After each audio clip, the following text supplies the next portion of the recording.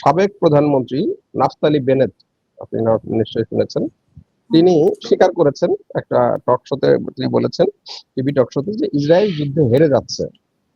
তিনি আরো বলেছেন বর্তমানে ইসরায়েল রাষ্ট্র বা নেতানিয়াহু সরকার কোথাও জিতেনি, তারা কোথাও জিততে জানে না। গাজায় নয়, লেবাননে নয়, তারা কোথাও জেতেনি। মানে আসলে তো মানে গাজা এবং লেবাননে তারা যেটা করেছে এগুলো তো আসলে যুদ্ধে জেতা না, এগুলো এক ধরনের গণহত্যা, সেই হিসাবে তারা হয়তো তিনি হয়তো বলেছেন। অন্যদিকে মার্কিন জেনারেল স্টিভ অ্যান্ডারসন নিশ্চিত করেছেন যে এই যুদ্ধে ইরান সুবিধাজনক অবস্থানে রয়েছে। তারা হরমুজ প্রণালী বন্ধ করে দিয়েছে, যার ফলে 1500টি জাহাজ আটকা পড়েছে এবং তাদের পারমাণবিক কর্মসূচি অক্ষত রয়েছে এবং ফলে তাদের যুদ্ধ করার প্রবল ইচ্ছা আছে। এটা শুধু মানে এই স্টিভ অ্যান্ডারসন না, এটা আরো অনেক মার্কিন সেনা কর্মকর্তা এবং সাবেক সেনা কর্মকর্তা এবং মার্কিন যারা যুদ্ধ বিশেষজ্ঞ, তারা কিন্তু একই কথাই বলছেন যে এই যুদ্ধে অলরেডি ইরান বেশ সুবিধাজনক অবস্থানে রয়েছে এবং ইরানের জয়লাভ করার ব্যাপক সম্ভাবনা। এবং দেখেন ইসরায়েলি সেনাবাহিনীর চিফ অফ স্টাফ মানে সেনাপ্রধান আর কি, গতকাল আপনার ক্যাবিনেটের একটা সিক্রেট মিটিং এ মানে বক্তব্য দিয়েছেন এবং সেই বক্তব্যটা ফাঁস হয়েছে। সেখানে ওনার নাম হলো, ভদ্রলোকের নাম ইয়েল জমির।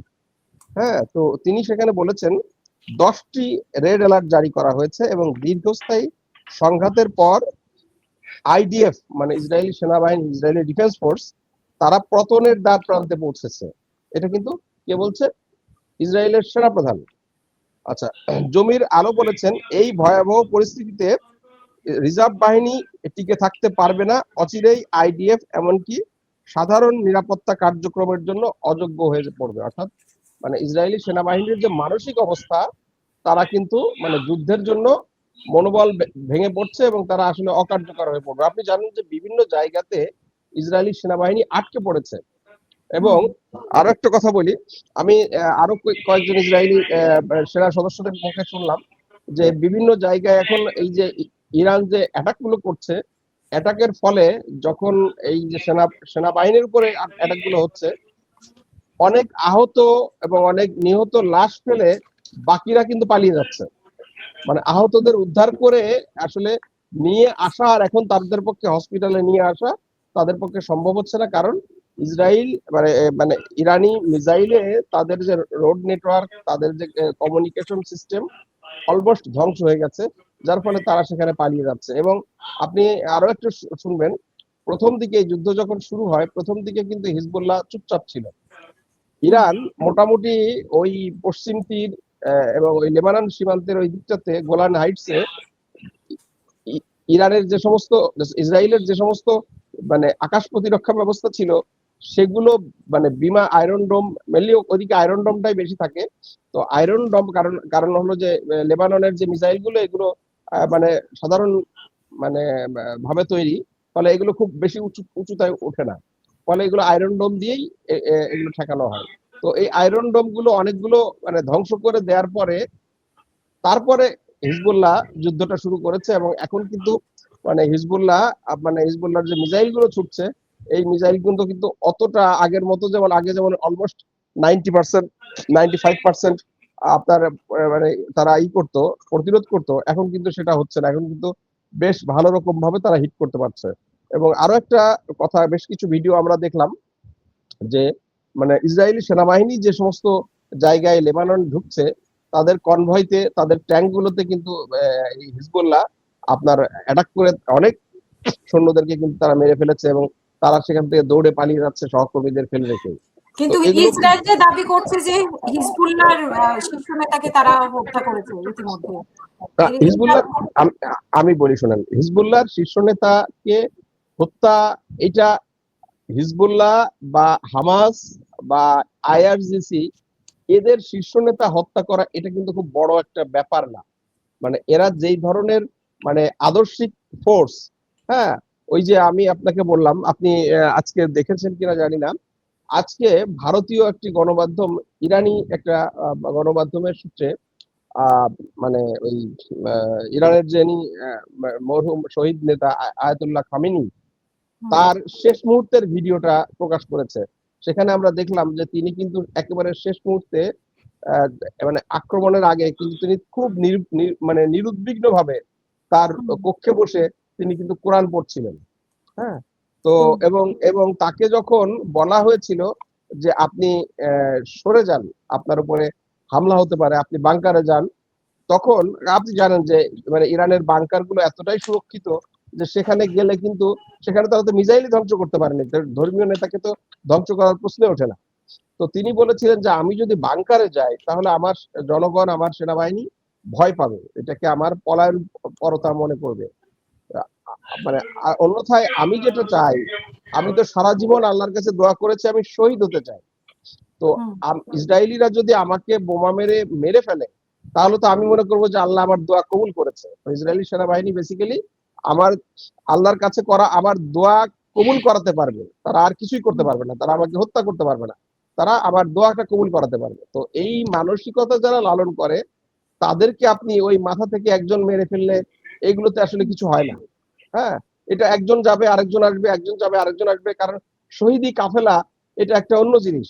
এটা এই স্পিরিচুয়াল ব্যাপার যাদের ভিতরে থাকে তাদেরকে আপনি ওই যে নজরুল ইসলাম বলেছে না যে মোরা মৃত্যু কোথায় খুঁজে বেড়াই, তাই না? তো তো সেরকম বিষয়টা হ্যাঁ, আপনি এই বিষয়টা কথা।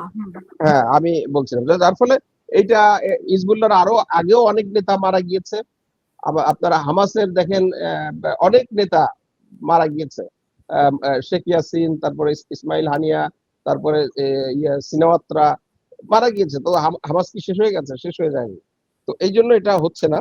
আর আরেকটা কথা বলি আপনাকে, তিনি আবার এদিকে দেখেন প্রেসিডেন্ট ট্রাম্প তিনি কিন্তু ইরানকে 10 দিনের একটা সময় দিয়েছে আলাপ আলোচনার জন্য, সংলাপের জন্য। এবং এই যে তারা বলেছে যে জ্বালানি জায়গাগুলোতে আমরা অ্যাটাক করব না। এখন যদি ইরান যেভাবে ইসরায়েলের উপর আক্রমণ চালিয়ে যাচ্ছে, যদি আমেরিকা এই আক্রমণ ইসরায়েলের পক্ষে এই আক্রমণে চুপ থাকে বা অংশ না নেয়, তাহলে কিন্তু এই 10 দিনে ইসরায়েলের অবস্থা মানে ইরান আমি নিশ্চিত করে বলতে পারি খারাপ করে দেবে। তবে এখানে একটা ভিন্ন ব্যাপার আছে। ভিন্ন ব্যাপারটা কি? সেটা হলো যে আপনি যেটা বলছিলেন এবং যে আলোচনাটা প্রথমে করেছিলেন যে 50,000-এর মতো মানে মার্কিন সৈন্য, প্রায় 20,000। আমি সংখ্যাটা মনে হয় ভুল বলেছি, 10,000। হ্যাঁ, 10,000 আমি বিভিন্ন জায়গায় 20,000-ও দেখেছি, 12,000 দেখেছি। যাই হোক, একটা বড় অঙ্কের সৈন্য তারা আপনার, স্পেশালি এরা প্যারাট্রুপার। হ্যাঁ, তাদেরকে অলরেডি কিন্তু মানে গালফ কান্ট্রিজ গুলোতে তাদের ঘাঁটিগুলোতে স্থানান্তর করা হয়েছে এবং সেখানে বিভিন্ন জেনারেলরা তাদের ইয়েরা এসছে এবং এই প্ল্যান গুলো করা হয়েছে। এটার মূল লক্ষ্যটা কি? ওই যে আপনি যেটা বলছিলেন যে যুদ্ধটা সমাপ্তির দিকে নিয়ে যাওয়া, মানে এখন একটা যুদ্ধ করতে আসলো, যুদ্ধ করতে যেমন ধরেন মার্কিন সিনেটে ট্রাম্প যখন বললেন যে হরমুজ প্রণালী মুক্ত করতে আমাদের $2 বিলিয়ন লাগবে, প্রতিদিন $2 বিলিয়ন খরচ হবে। তো সেখানে কিন্তু বিরোধী দলের সদস্যরা তাকে বললেন যে হরমুজ প্রণালী এই যুদ্ধের আগে তো খোলাই ছিল, তো আমরা এখন কেন $2 বিলিয়ন দিব? হ্যাঁ, এটা তো খোলাই ছিল, এখন খোলার জন্য কেন $2 বিলিয়ন পার ডে দিতে হবে? তো এই বিষয়টা এখন যেহেতু হরমুজ প্রণালী বন্ধ হয়ে গেছে, তো এখান থেকে যদি এই যুদ্ধ কুইট করতে গেলে এই মিনিমাম এই হরমুজ প্রণালীটা তাকে খোলা রেখে যেতে হবে। এবং সেজন্য তারা যে কাজটা করতে চাচ্ছে যে হরমুজ প্রণালীতে অবস্থিত ইরানের খার্ক দ্বীপ, যে দ্বীপের মধ্য দিয়ে ইরানের তেল রপ্তানি 90% হয়, এবং বন্দর আব্বাস এবং লার্ক নামে আরেকটা দ্বীপ আছে, এই দ্বীপগুলোর কোনোটাতে তারা মানে হঠাৎ করে এই প্যারাট্রুপার পাঠিয়ে তারা এইখানটা নিয়ন্ত্রণ নিতে যাচ্ছে এবং নিয়ন্ত্রণ নিয়ে বোধহয় তারা যুদ্ধের সমাপ্তির ঘোষণা দিতে পারে। কিন্তু বাস্তবতাটা হলো, যদি এখন নেগোসিয়েশনের আলোচনায় কি হবে জানি না, কিন্তু যদি আপনার মানে ইরান না চায়, ইরান যদি চেঞ্জ করে, আমেরিকার পক্ষে এই 10-12 হাজার সৈন্য নিয়ে গিয়ে ওই খার্ক দ্বীপে টিকে থাকা একেবারেই অসম্ভব।